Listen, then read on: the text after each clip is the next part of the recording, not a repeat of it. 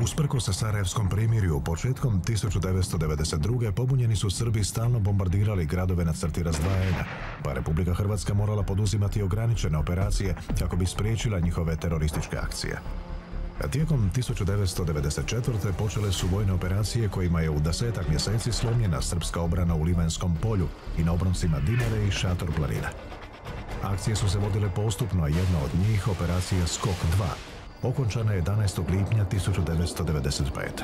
Njome su hrvatske postrojbe u samo tjedan dana potisnule neprijatelja prema Bosanskom Grahovu i Glamoču i ovladale jakim srpskim uporištem Crni Lug te dijelovima planine Šator.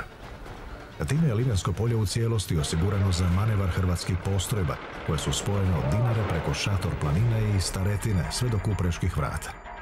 Pod nadzorom hrvatskog topništva našla se važna komunikacija Glamoč-Bosansko Grahovo u Bosni i Hercegovini te Cetinska dolina i Vrličko polje u Hrvatskoj.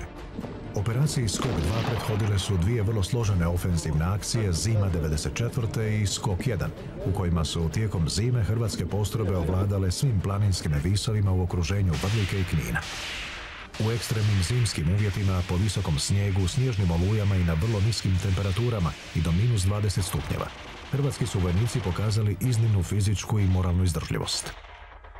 Napade je predvodila 4. i 7. gardijska brigada uz potporu 126. brigade te 14. i 20. topničko-raketnog diviziona uz koordinaciju s postrojbama Hrvatskog vijeća obrane.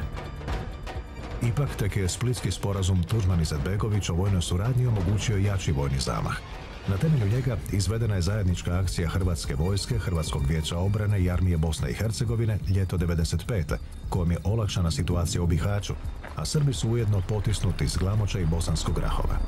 Tako su osigurani strateški položaj na Dinari, pa je otvoren put prema Kninu, sjedištu srpske pobune u Hrvatskoj, koji je uskoro oslobođen u akciji Oluja.